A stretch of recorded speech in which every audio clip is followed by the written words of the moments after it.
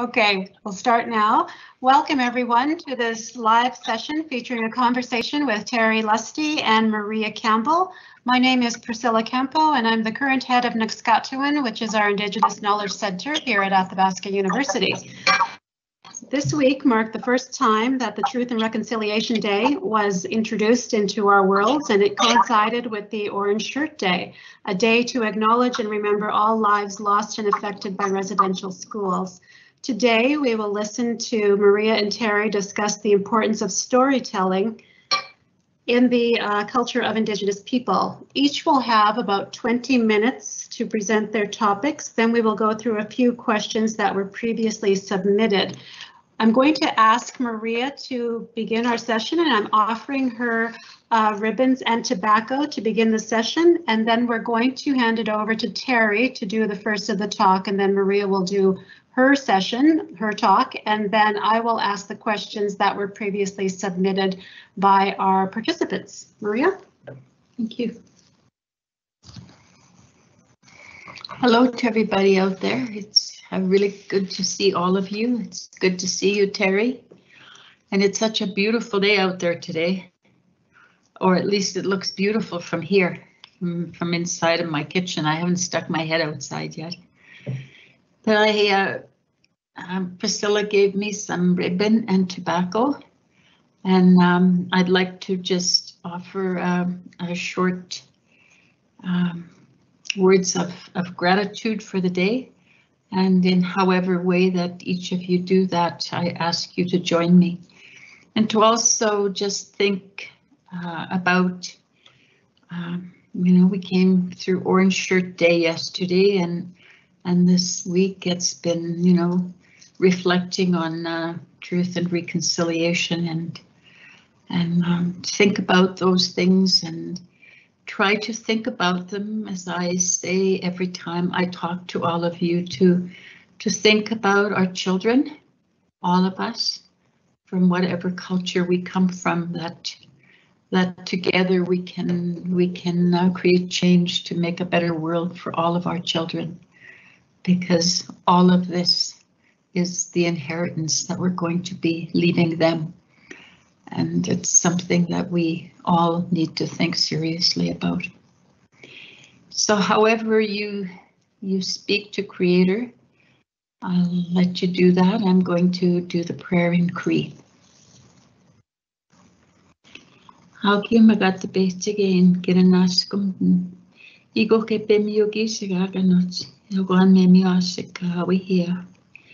Kinaskum ninap matsuin beawi here humanot. Wichi hinan ni koitim dan ximanto kakanwe mia. Kawichi here Guescan namescanal ka guesitamawa goktuasum sinawak. Umatoskewen gato tamak. Guys, mama atoskeak. Wichihanan elgo quest katutama kamiosik mescanon ka gausitamawa. Tima game nan. I'm a nice gomasco katutama atoskewen. Snawaturam go katoskeak. Wichihanan. Kamskamakan hikwesk kapachihtak. Yokamamtunema kekakiok joasim snoag. Kinaskum mgawiaski higo kemiunakuchigin. Wichihinan nistanan nikusigais. Kakwesnas petatak. Yagomina nohkum notawatayokan kistamina kinaskum. Pewitap nano magawi. Gawi big square panots. Wichihinan. Timagimnan. Mosso makanewa big. Skotte magakanwitame kistohamina. Nemiasika pepihtawimaga. Kispin pitos. Kwitsim nano megastein. Hano tawi. Kinaskumten. Kinaskumten. Hey.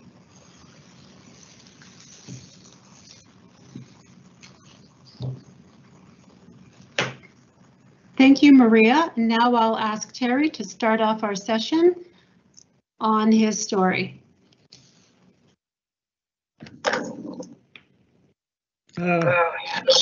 Take me off there. Reconciliation Day is, you know, it's always an important day for me.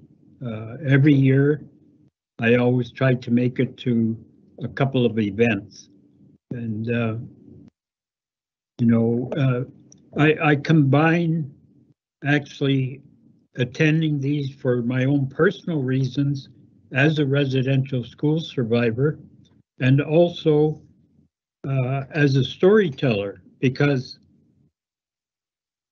events that I attend, very often quite often I write them up and take photographs and print them in one of the native papers. And this is, you know, an important element in our world around us, because we need to keep those stories alive. And we live in an era where, you know, a lot of the word of mouth is still very predominant in our native circles. The whole thing of getting information just from the internet and, you know, through the modern technology does not work for all our people. So the printed word and the vocalizations, the audio, getting the messages out by those means are still very, very critical. So many of our people do not have laptops, they do not have internet, you know, they don't have phones, they can't even text, you know, and so, those who do, some of them very limited in what they can do. So to get any of our messages or points across, to share our stories with other people and information, not just stories, but information as well, and resources, because all of these are, you know, everyday importance to people. You have to be able to tap in to all those different sources, you know, and that's the one thing I really like about getting out and about with different functions and events. And, you know, it doesn't matter if they're political, educational, sports, whatever it may be, they're all important. They all help us grow and develop and become who we are. And we can't do that unless people who have that capability are out there doing their thing, you know. So in my case, I continue on the road of a lot of doing photojournalism, of doing talks at conferences and talking circles, different organizations. And of course, by and large, most all of the talks, I have a very broad background in terms of involvements, so I can speak on many different topics and issues. And I find that a real asset, because if I'm in front of people or a crowd, it's like the entertainer who's out there singing. You got to learn to read your audience and find out what they want, what they're looking for. You know, you always have ideas of what, you know, the kind of information you want to parlay over, but you've got to discover what it is they need. Okay, and you can't do that unless you connect with your audience. So that's what I generally try to do. And then that way I can play it by ear and pick up on whatever area I feel needs addressing. A good example was yesterday when I went to the Orange Shirt Day walk down in the river valley here in Edmonton. Beautiful day for it. Hundreds of people participating. And when we got towards the end, and a couple of us delivered a talk about reconciliation and residential school and how it was for us as survivors, I picked up that they really wanted to hear our personal story, what it was like for us being in that system, how it impacted us, and how we managed to move forward. And that's always been such a difficult task for so many of our survivors, is that thing of moving forward, because they didn't have the resources behind them, you know, to help them along on that road. And you know, it's one of the things I'm proud of sharing, because and you know, because it's a means of putting the truth out there and impressing upon the people the significance, the importance of accepting that information for what it is, that it is in fact the truth, you know. And it took so long, like we talk about these, you know, unmarked graves at Kamloops, at Cowessess, and among other places.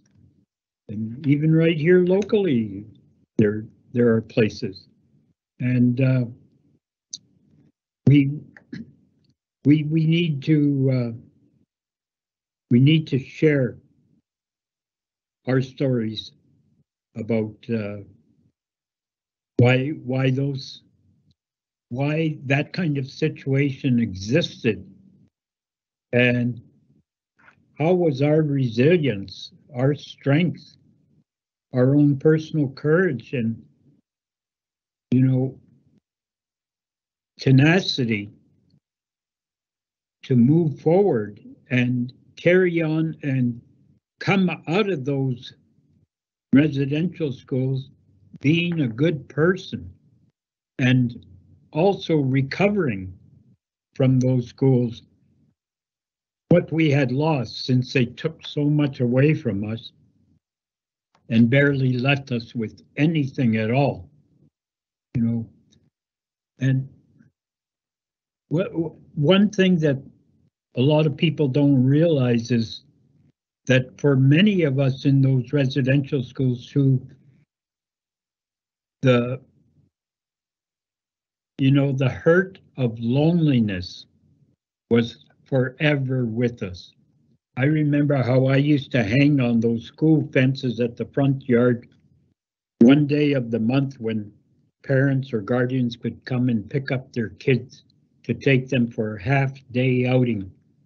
And me, I'd always be left in the dust, still clinging to that fence, wondering, when is somebody going to come for me? And nobody ever came. And nobody came all my life. All my life. Not one single relative came into my life. That's not a way for a child to grow up. You know, that's why I say there were a lot of us who, you know, we never had a childhood. We never knew things. It was like things, you know, did you get a Christmas present? Did you get a birthday present? Well, no. You know, speaking of birthdays, we never even got a cake. We never even got a card. We never even got a well wish or acknowledgement. Hey, you guys, today it's so-and-so's birthday. Let's sing happy birthday. Not even that. And that's why when we had the 7th and final national TRC gathering here in Edmonton, downtown, when those kids from Prince Charles got up there with their fiddles and their voices and sang happy birthday to all of us survivors, I was just, yeah, I was choked up. That was such a high, but it was a pleasant high because you know, they brought something to us that we had been denied for so many years, and we lived without that acknowledgement. You know? So there's a lot of sad stories out there, but there's some good ones too, and we need to tell both.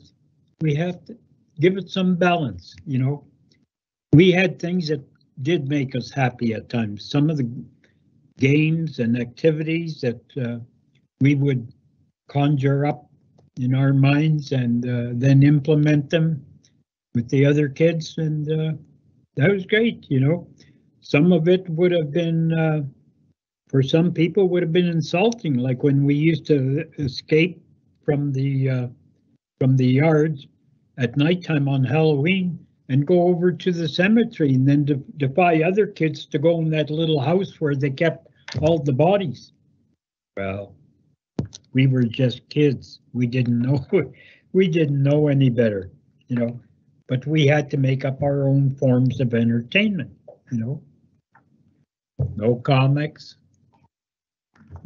no, you know, no TV, no radio, no crayons, nothing. So, yeah, it's not easy times, but yeah, it's good to share that stuff. Like say, hi.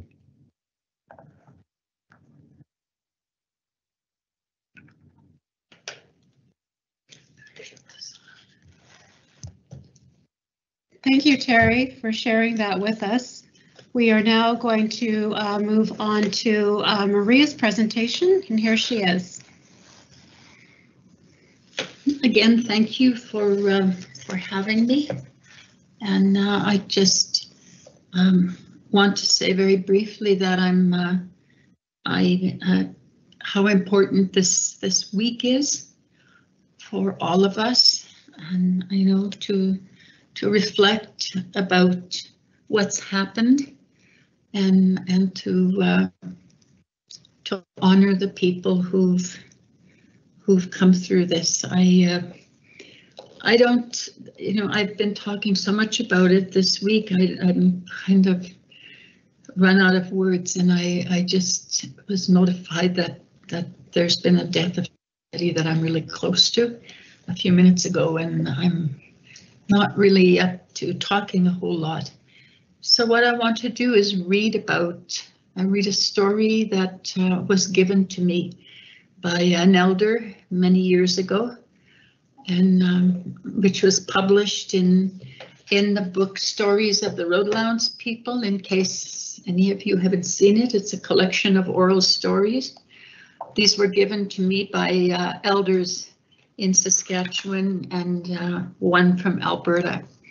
The story I want to share with you is called Jacob, and this was an old man from my family who went to residential school, but he was all in the First World War and in the Second World War, and he also went to Korea. He never married, never had children. He kind of adopted all of our big extended family, as you know, all of us kids.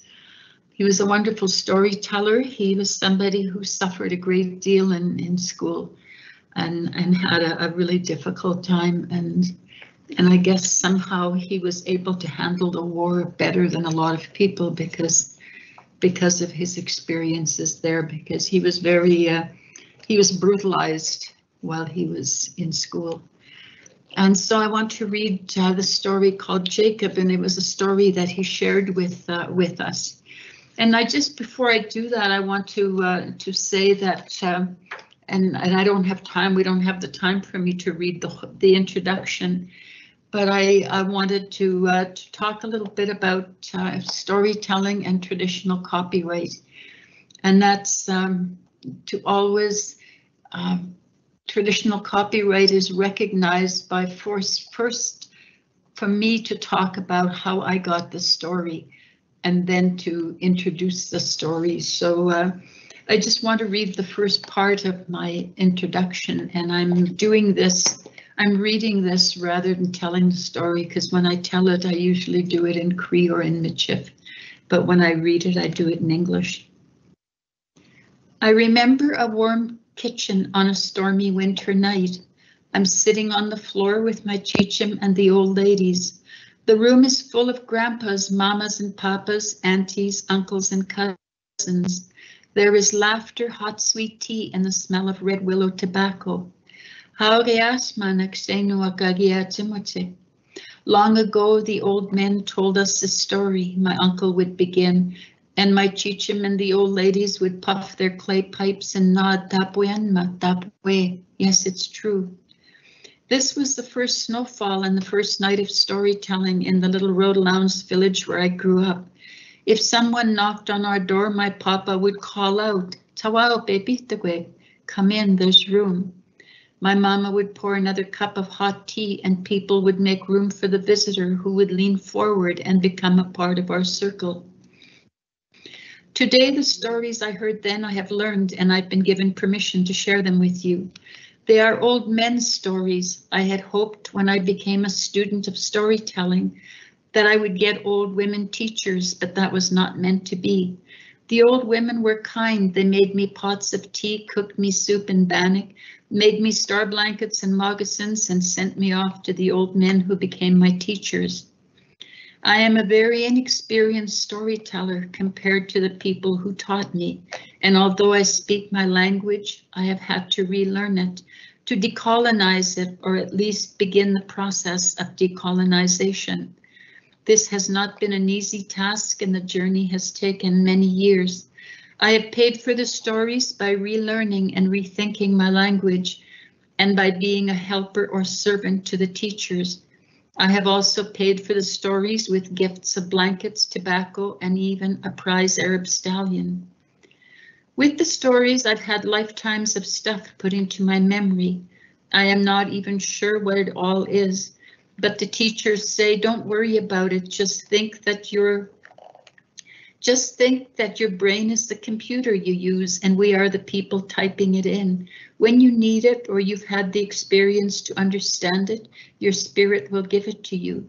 I have learned to trust them, and it is in this spirit that I share these stories with you. I give them to you in the dialect and rhythm of my village and my father's generation, and I'm responsible for all of the mistakes. So this story is called Jacob. And it's in the dialect of my community. Some people call this Kringlish or Cree English or Village English. But for us, it's I never heard that term until I saw it written in some books. Mr. Butt, he was my grandmother. And I'm going to be using he a lot here because this is how the people in our community talk, because our language is genderless. If we're talking about a man or a woman, we say their names. Otherwise, we call everything he or everything she. So, Mr. Butch, he was my grandmother. He come from Muskeg. That was before he was a reservation. My grandmother, he was about 28 when he married my grandfather. That was real old for a woman to marry in them days. But he was an Indian doctor. I guess that's why he waits so long. Oh, he was a good doctor too. All the peoples, they say that about him. He doctored everybody that come to him, and he birthed all the babies too. Just about everybody my age, you know, my grandmother, he birthed them. He married my grandfather around 1890. That old man, he come to him for doctoring, and when he get better, he never leave him again. They get married the Indian way, and after that, my grandfather, he helped him with all his doctoring. That's the way he used to be a long time ago. If the woman he worked, then the man's he helped, and if the man he worked, then the woman's he helped. You never heard people fighting over whose job he was. They all know what they have to do to survive. My grandfather, his name was Kanup, but the white man's, they call him Jim Boy. So his Indian name, he gets lost. That's why we don't know who his people they are. We lost lots of our relations like that. They get the white man's name and then nobody knows what their name is anymore. Sometimes I think that's the reason why we have such a hard time as peoples. Our roots, they get broken so many times. It's real hard to be strong, you know, when you don't got far to look back for help. The white man's, he can look back for thousands of years because he write everything down. But us peoples, we use the remembering and we pass it on by telling stories and singing songs. Sometimes we even dance the remembering. But all this trouble, you know, he start after we get the new names. After we get the new names, he come with a new language and a new way of living. Once, a long time ago, I could have told you the story of my grandfather Kanup and all his peoples, but no more. All I can tell you now is about Jim Boy and his story. He's not very old. Well, my grandmother, Mr. Butch, he never gets a white man's name him. He knows lots of stories. That old lady, he even knowed the songs. He always used to tell me one about an old man called Jacob. That old man, you know, he don't live very far from here. Well, he's gone now, but this story was about him when he was alive. They have a, he's alive, just a minute here. Jacob, he gets one of the new names when they put him in the residential school. He was just a small boy when he go, and he don't come home for 12 years. 12 years, that's a long time to be gone from your peoples. He can't come home, you know, because the school, he was nearly 200 miles away. His mommy and daddy, they can't go and see him because there's no roads in them days, and the Indians, they don't got many horses, especially to travel that far. That's true, you know, not many peoples in them days, they have horses. It's only in the comic books and the picture shows that they got lots of horses. He was never really like that in the real life. Well, Jacob, he stayed in that school all them years, and when he come home, he was a man. While he was gone, his mommy and daddy, they died, so he got nobody. And on top of that, nobody he knowed him because he got a new name. My grandmother, he say that old man, he have a hard time. Nobody, you know, he can understand that unless it happens to him. Them peoples that go away to them schools and come back, you know, they really suffer.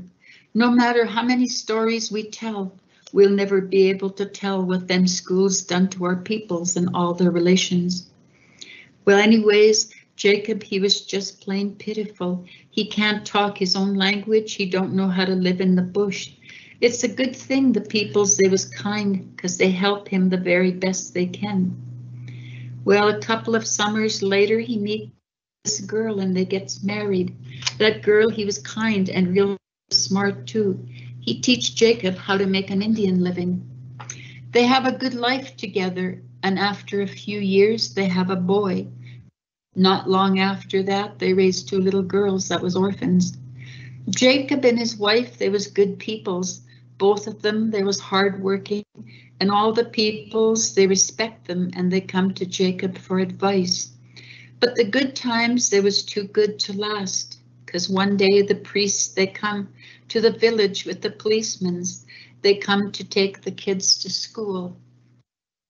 When they get to Jacob, his house, he tells them they can't take his kids.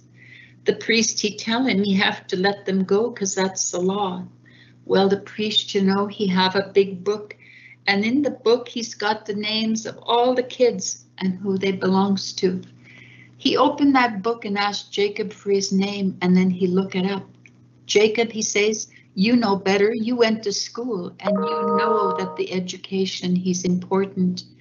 My grandmother, Miss Apache, say, Jacob, he tell that priest, yes, I go to the school and that's why I don't want my kids to go. All there is in that place is suffering for them. The priest, he wasn't happy about that, and he say to Jacob, but the peoples, they have to suffer, Jacob, because the Jesus Christ, he suffer. But the Jesus, he never lose his language and his people, Jacob tell him. He stay home in his own country and he do his suffering. Well, the priest, he gets mad and he tells him it's a sin to think like that, and he's going to end up in purgatory for them kind of words.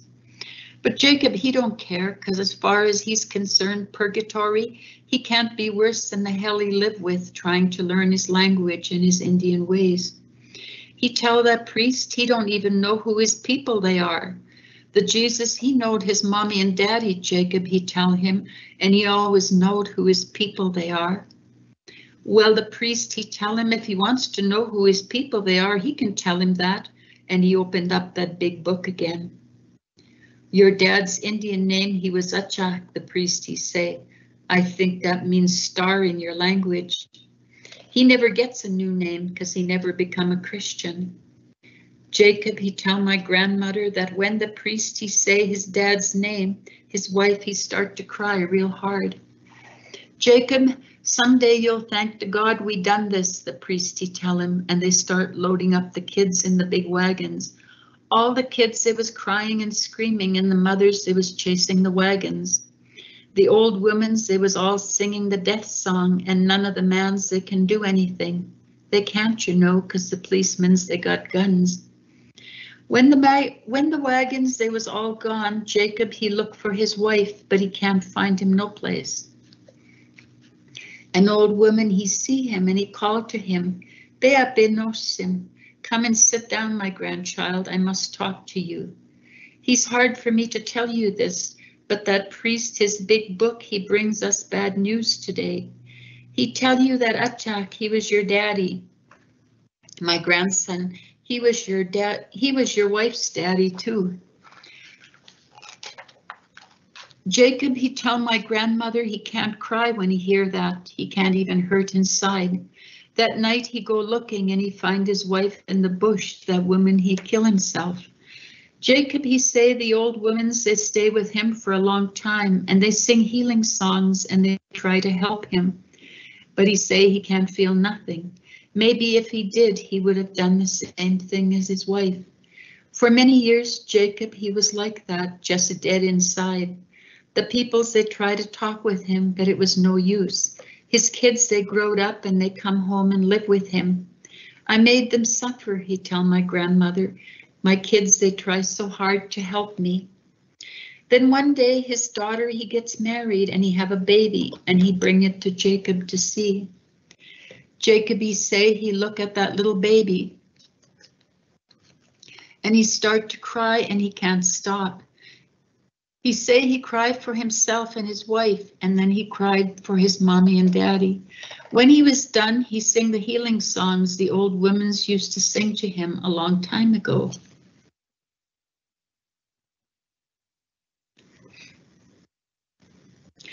Well, you know, Jacob, he died when he was an old man, and all his life,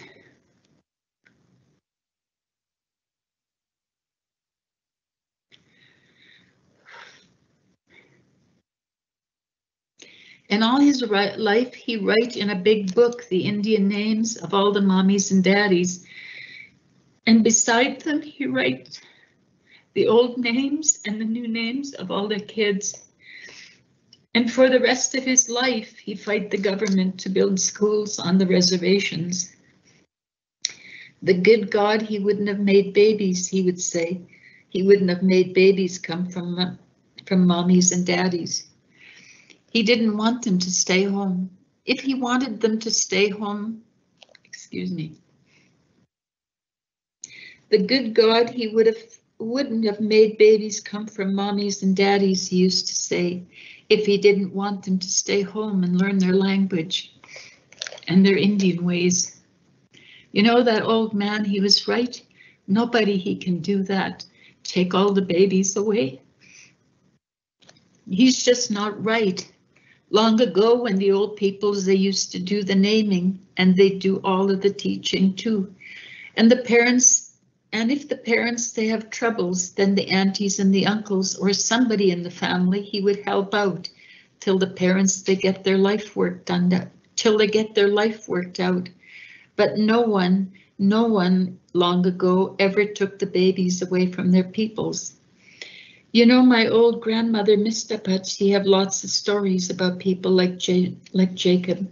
Good old people that work hard so things will be better for us. We should never forget those old people. We should never forget about them. And that's dedicated to the friend that I just lost today. Thank you.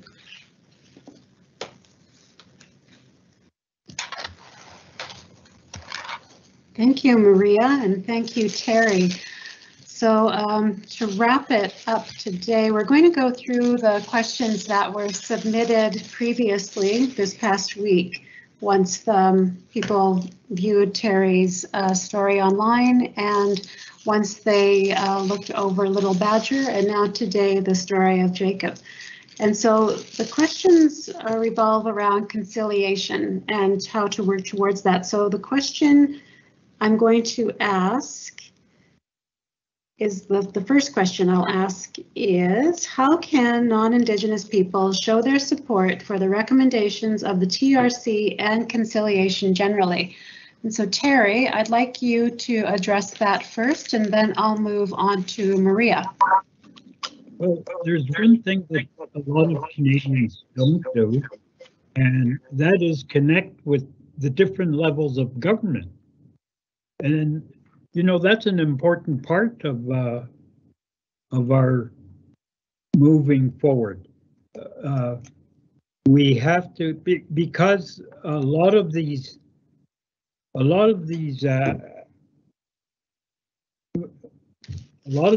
actions involve our governments. It involves financial support for different kinds of programs and projects and education services, health services, many different areas.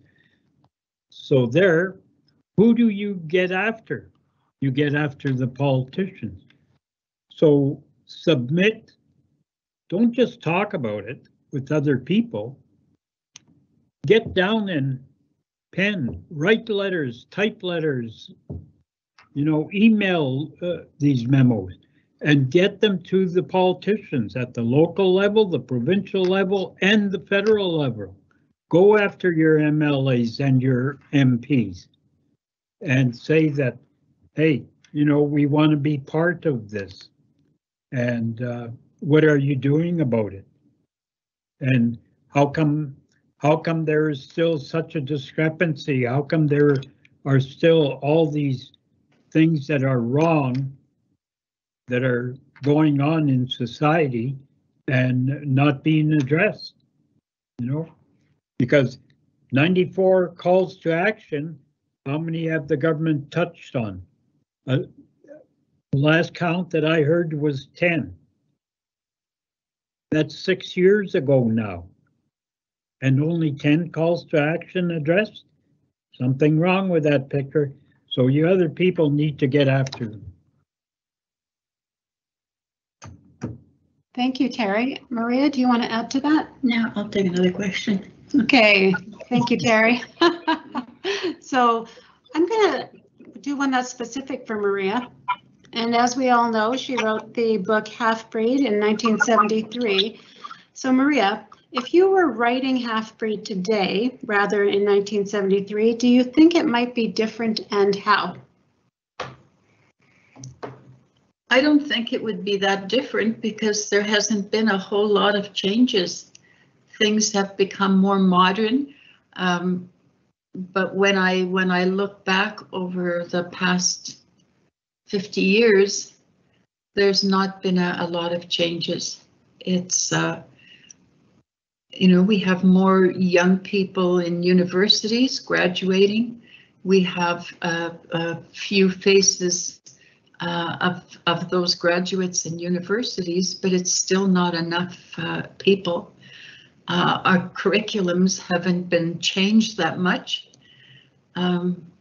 I remember working on curriculums it's like about 20 years ago, and walking into the Department of Education and seeing most of them still sitting there. Nothing had become of them, and asking teachers why they weren't being used, and they said they didn't really know how to use them. So I don't think there would have been, you know, it would have been different in that maybe I would have been writing from a more aware place than I was then. You know, I didn't know how many women were missing and murdered, for example. I know that today, and I know that there are more than there ever was in 1973, that it's worse. Just last week in Saskatoon alone, I turned the radio on and found out that in that week we lost 6 people to murder and young women that were missing. So I don't know. Sometimes I've been an activist for most of my adult life, and sometimes I feel really tired, and I wonder how long it's going to change. You know, because even with reconciliation, there's lots of money being spent on events and things, but how much has really changed for children in our country, for Indigenous children?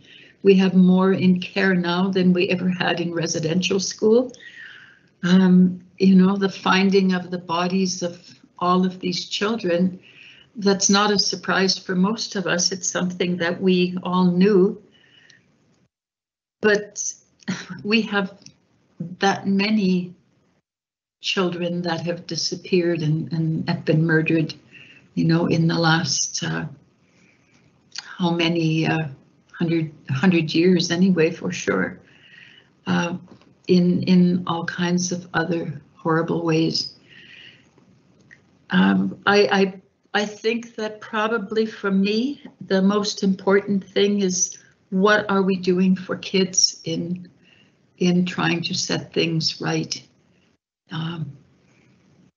And if that can be looked after, I would personally be happy. Maybe it has to do with my age and because I have great grandchildren, but you know, education has to start at home with our kids. We have to have, you know, we have to be able to bring truth to our kitchen tables and talk about, you know, what does that word mean? What does conciliation mean? What does reconciliation mean? And understand them. How many children know about residential schools? I was talking to somebody that I knew really well, and I know her really well just recently, and having her tell me that she doesn't tell her children about things like that because she doesn't want them to know about all of that negative stuff. As long as we think like that, there will always be negative things because we won't change them. So I believe that one of the really important things for us to do to honor those children whose bodies, whose graves have been found, is to for all of us to work to make change for all children. Because whatever happened and is happening to our children is going to end up happening to yours too. Those things always, in the end, those are the things that all of our children inherit. And somehow that has to change. So I have nothing more to say to that. Thank you. Terry, would you have anything to add to that one? Well, a lot of you know, she's understood it, but there's reaching to the children through the education system at all levels, right from elementary right on up to post-secondary. Like I say, like I mentioned earlier, those stories have to get out there.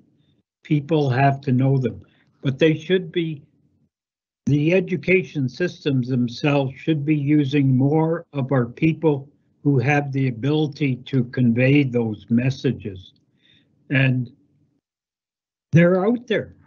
There are a lot of survivors who are still alive. Why aren't they being used to speak to those classes? They can speak experientially because they know how it really was. You know, I have no problem sharing what I know about residential school because I lived it. And I did, you know, we talk about missing people, and there's so much of that going on, and we're losing so many people also, like, for example, right now to the opioid process. That whole thing of addictions, that's part of that whole addictions routine. You know, it was booze, it was drugs, and now amongst the drugs, the opioid thing is a real killer. And a lot of it is our people. We're losing people every day to these narcotics. And, you know, just not enough being done in that end of things. And but you also have to look at, of course, why are they taking those in the first place? What's being done about that? The preventive aspect.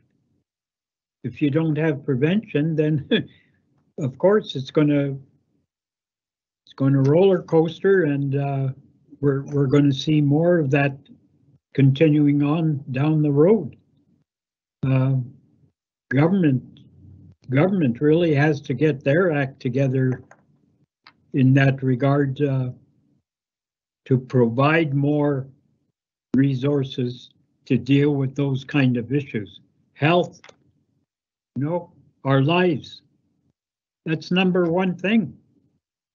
And by the same token, our environment, you know, it's crazy. We're, you know, Mother Earth, the sacred waters, the air, the animals, you know, they're all being impacted so terribly these days. And our ecosystem is endangered all the more. And long range, our great-grandchildren, what's going to be left there for them to have a good, healthy life? You know, we've got to start providing more doctors in many different aspects to take care of our world. Okay. Thank you, Terry. This next question can be for either of you. What advice would you offer young Métis folks who are struggling with issues of identity?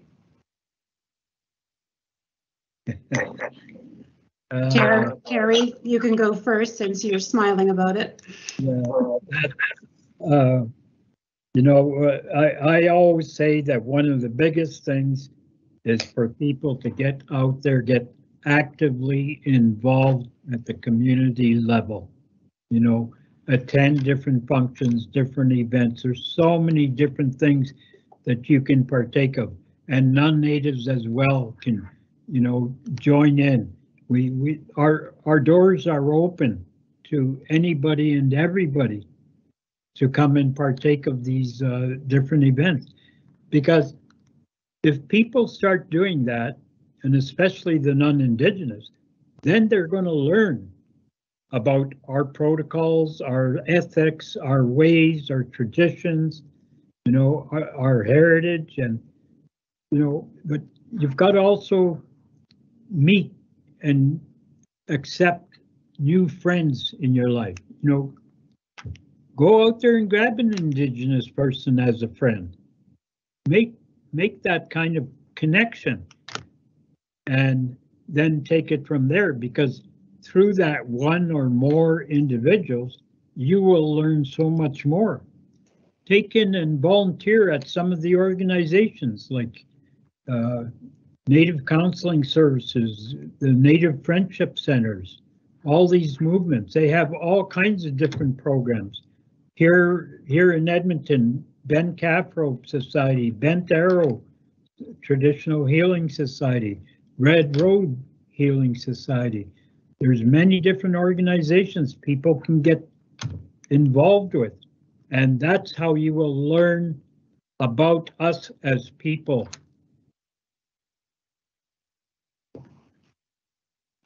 I guess the only thing that that I can add to that is it's not just Métis people who are having issues of identity. Those are, you know, I teach a course at university, and I taught for 20 years here in Saskatchewan. And identity is a big issue for everybody. It's not just for our people.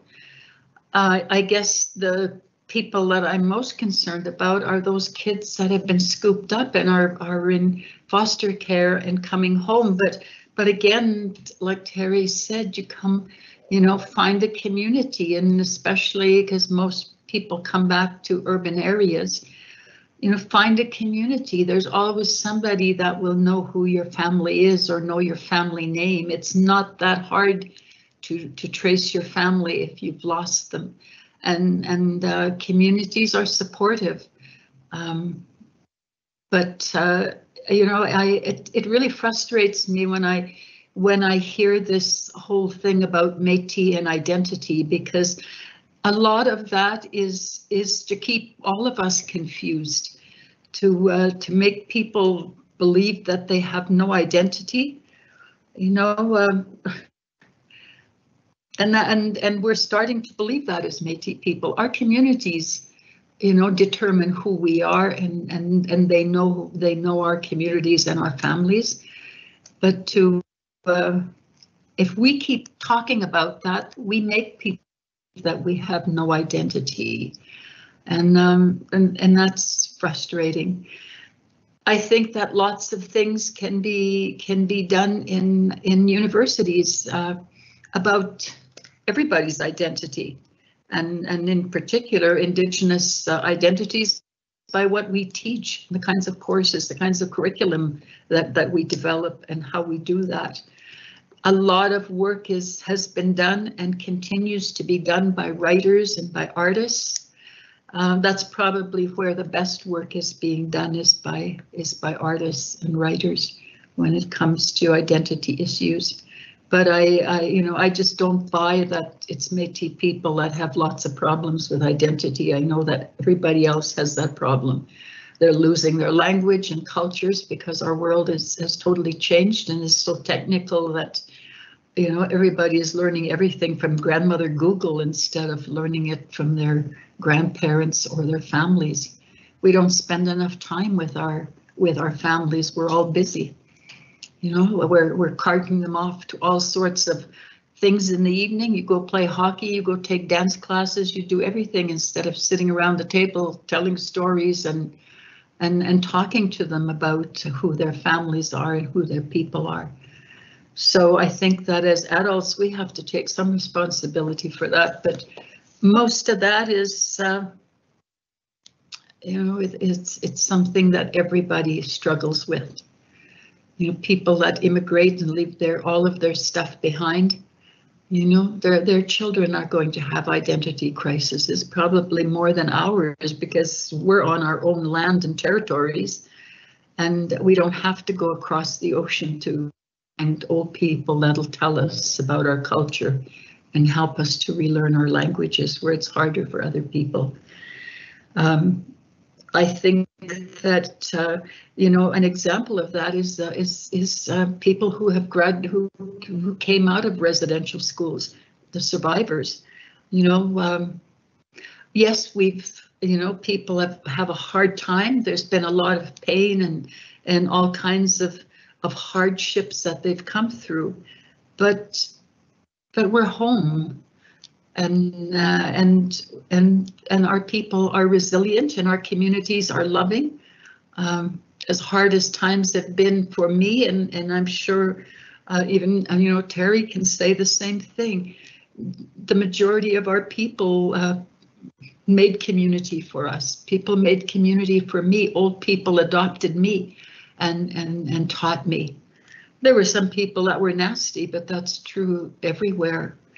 But one of the most loving and strongest communities are Indigenous communities when people come home. And when I say come home, I'm talking about looking for a cultural and a traditional place. There are always old people who will do everything in their power to help you with that. I know because I've experienced it. My children have experienced it. But it's easy to say people are going around looking for their identity. You know, it's a way, and if we hear it often enough, we start to believe it. So,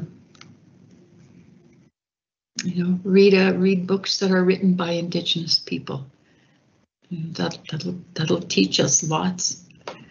And for those of us that are in university, developing curriculum that helps a community understand its, you know, their history. Up until a few years ago, all of our history was written by somebody else. It wasn't written by us. That's changing. You know, we have people that are historians out there, and we certainly don't have to feel bad about what we're reading about ourselves anymore, like we had to at one time. When I was teaching school up Bushwick in Northern Alberta, there was one thing that I got feedback from the students that really, really impressed me later. When I was going into my second year of education, I approached the principal and the school division to develop and implement a Native Studies program in the school. So he said, okay, we can work it through the Social Studies program. I says, great.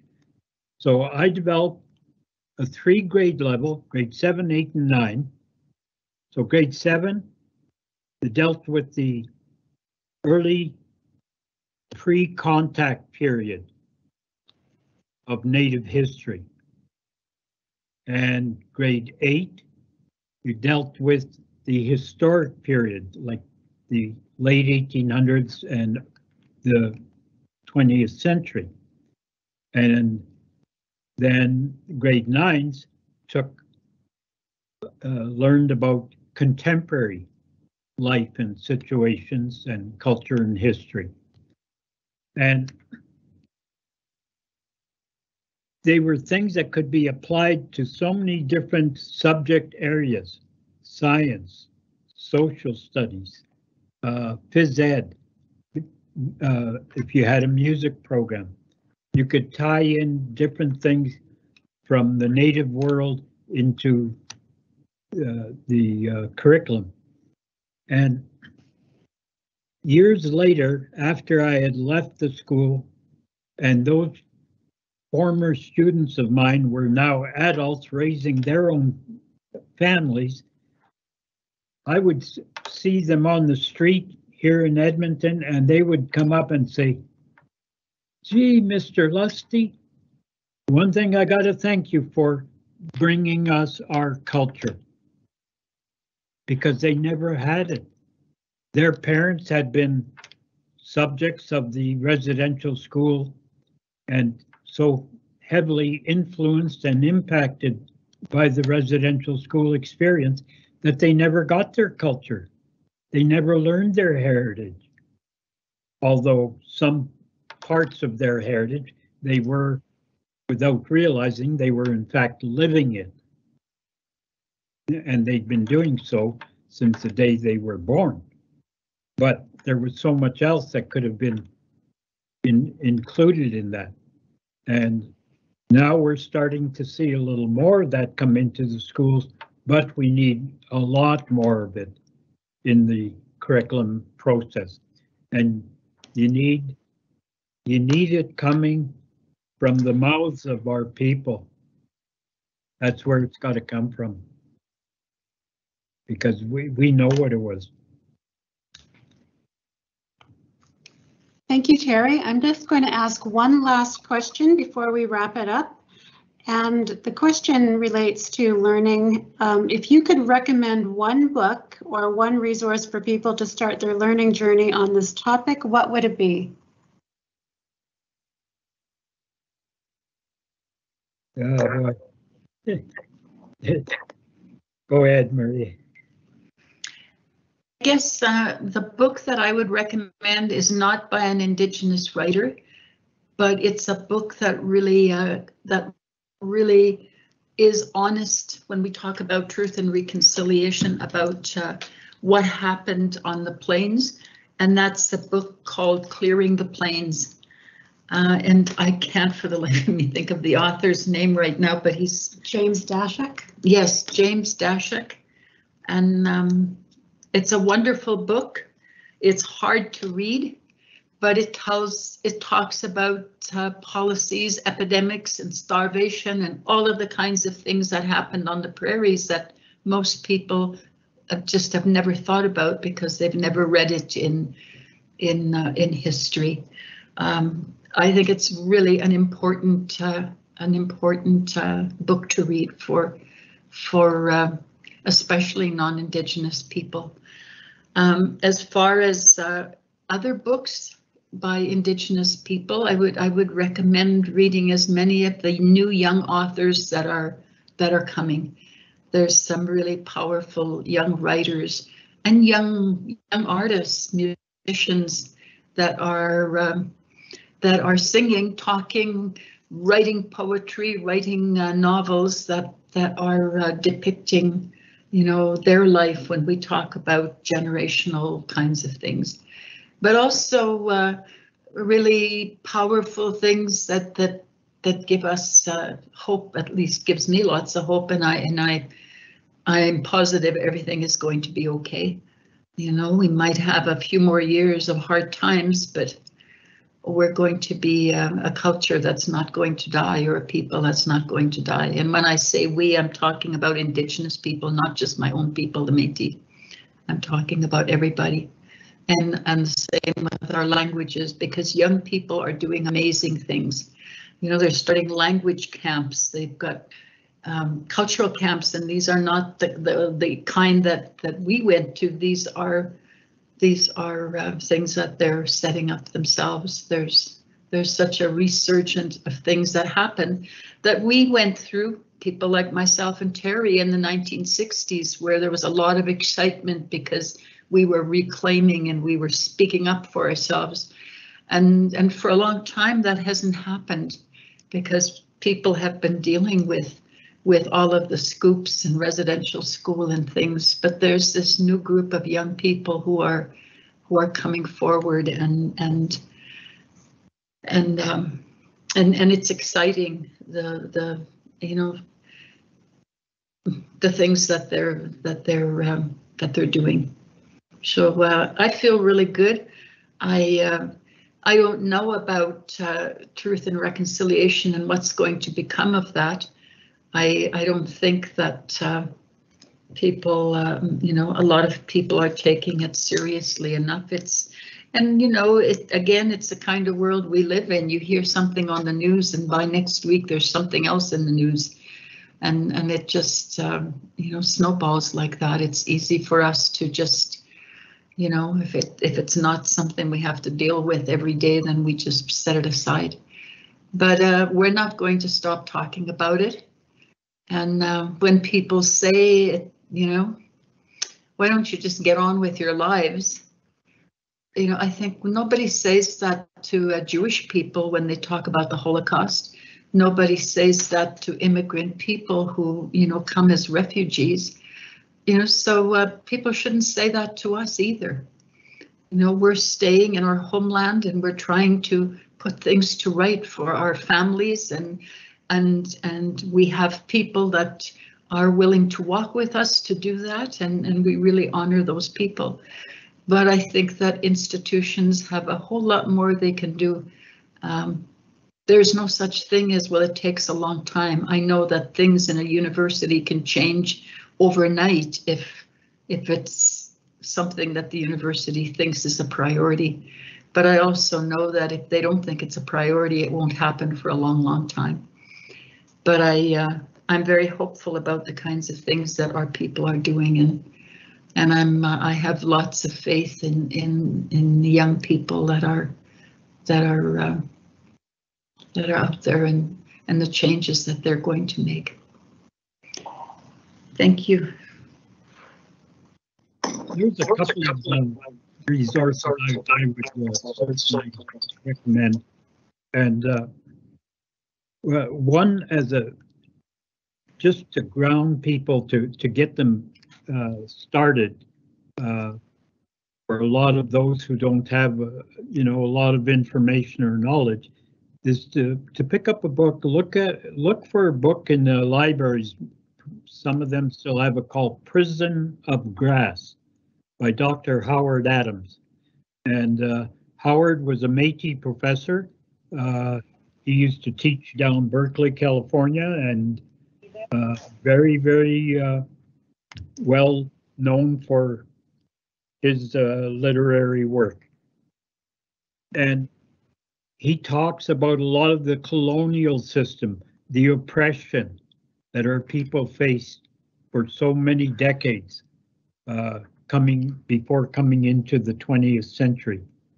And pick up books that are written. There's different autobiographies out there. Like Maria's got, you know, her book Half-Breed was a bestseller, and rightly so.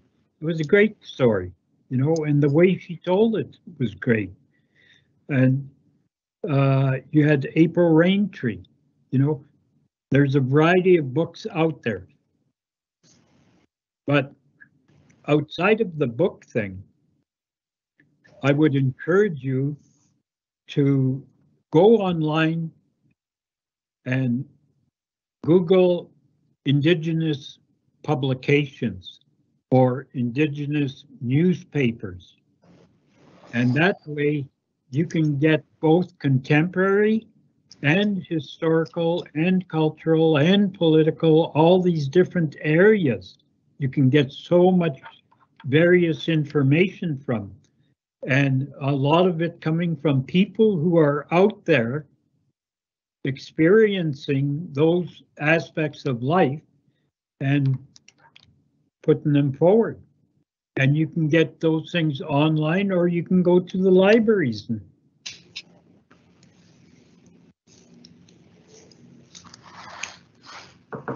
Thank you for that, Terry and Maria. That's going to wrap up today's session. And I would like to thank Zach, Marta, and Angie for helping us put this together. I'd also like to thank Ivy, who facilitated Terry's participation in this. And I'd like to finally thank Terry and Maria for a really thoughtful discussion on storytelling and the Truth and Reconciliation Day this week. If you'd like to join our mailing list, please contact Ivy Lalonde for any future sessions that we may have. And I would just like to say thank you to everybody today, and I hope you have a great weekend, and please stay safe, everyone. Thank you and have a good day. Yes. And thank you, everybody. Yesterday. Good to see you again, sir. Thank you all.